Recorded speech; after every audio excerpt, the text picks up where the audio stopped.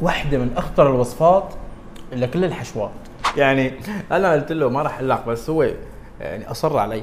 عن جد هي هيك اسمها. أول شيء بدي كيلو طحين وراح نفضيه دغري على الطاولة. بسم الله. نعمل فتحة هيك بالنص.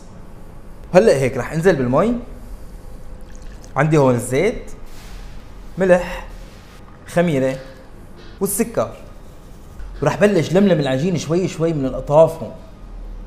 شوي شوي هيك بنلم العجين لحتى تتجانس معي العجينة على الأخير.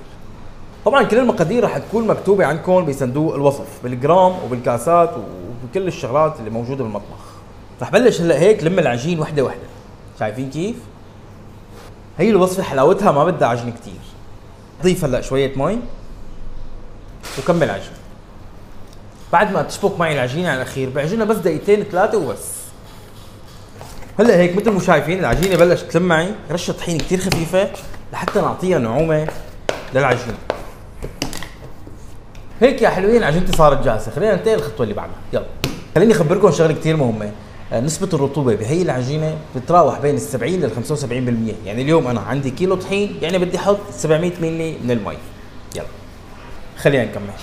هلا هيك وصلنا لمرحلة التقطيع. طبعا هي العجينة بتحب الطحين، يعني بدها طحين. بدنا نحط طحين هون كثير منيح، ونحط على العجينة طحين بحيث إنه نرتاح نحن وعم نشتغل فيها ونقطع فيها. تمام؟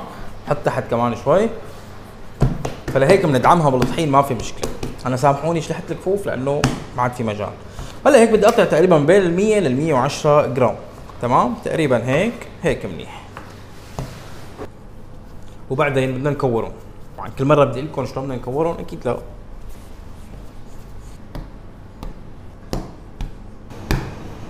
هلا هيك بعد ما قطعناهم رشة طحين على الوش كثير ضروري. هلا هيك يا حبايبي رح يريحوا نص ساعة، نغطيهم ونرجع نكمل شغل. يلا. ولبين ما ترتاح عجينتي لازم جهز الحشوات. عندي هون بقدونس وبصل وبندورة مفرومين على الناعم، وعندي هون 300 جرام من اللحمة. اللحمة ما بدي اياها تكون مدهنة كثير، رح ننزل فيهم فوق الخضرة. طبعا هون بيضيفوا عليهم كمان الفليفلة والجزر، بس انا ما بدي. رشة من الفلفل الاسود ورشة فليفلة ناعمة، واكيد الملح. ملح كمان وندعم. وهيك جاهزة. عندي هون البطاطا بدي انزل عليهم برشة ملح، كمان رشة فليفلة ناعمة، شوية زيت نباتي او زيت زيتون. بنعجنهم كثير منيح. وهيك البطاطا صارت جاهزة. الحشوات جاهزة والعجينة ارتاحت كثير منيح، وانا جاهز وانتم جاهزين. ويلا بسم الله. رح نحط شوية طحين كمان من فوق مثل ما حكينا، بتحب الطحين. ناخذ العجين نبلش نفرد فيها بايدنا، حتى شوبك ما في داعي. وحطها هون.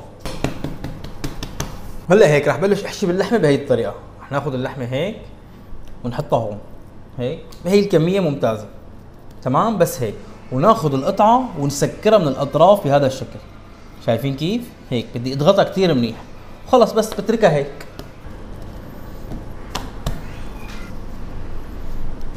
ريحها هون. كمان بدنا نتركهم يرتاحوا شغله 10 دقائق ربع ساعه. هلا هيك رح احشي البطاطا بنفس الطريقه. رح ناخذ البطاطا بهذا الشكل ونفردها هون، وكمان نسكر. والاربعه اللي ضلوا عندي بدي احشيهم اشقوان. نجيب الاشقوان مثل ما هو هيك، طبعا بارشينه، ونحطه هون. ناخذ الاطراف هيك ونتركها لحتى ترتاح كمان شوي بهذا الشكل. شايفين كيف؟ هيك. هلا هيك رح نجيب صينيه ومدهون عليها شويه زيت. رؤوس اصابعنا بنعمل هيك. شايفين كيف؟ هيك بس، ومنمدها شوي. شايفين كيف؟ لازم تاخذ هذا الطول، هذا الشيء كثير ضروري. وبنحطها اهو على الصينيه دغري. طبعا بامكاني كمان اخذ لها هيك هذا الشكل الطولي. شايفين؟ اعمل هيك بهذا الشكل وبدها بايدي مثل العاده. وبالنسبه للاشقوان كمان كذلك الامر، ضغطه كثير خفيفه هيك، وبنمدها شوي شوي بايدنا ونفتحها لحتى تطول معنا وحتى تصير مناسبه. رح نعمل هيك ونشيلها وعلى الصينيه. هلا هيك صرت جاهز. بدي ادهن الوش بس بشويه مي.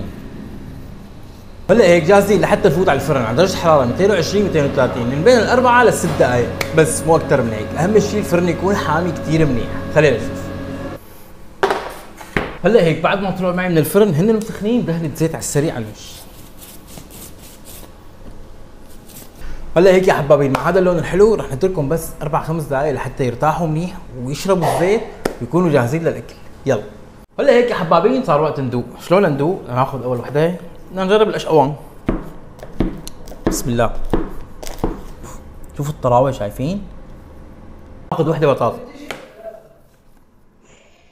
سمكه. بسم الله. ما بدها نطره ابدا ابدا ابدا، ما بدها نطره هاي يا عيني.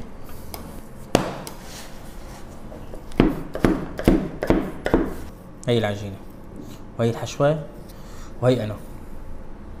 واحده من اخطر الوصفات لكل الحشوات. هيك يا حبايبين بنكون اليوم وصلنا لنهايه حلقتنا لليوم. شيف احمد، هي شو اسمها هي الاكله؟ والله بستحي اقول لك بستحي اقول لك معلش قل لي شو هي؟ كر بدسي. يعني انا قلت له ما راح اقول لك، بس هو يعني اصر علي.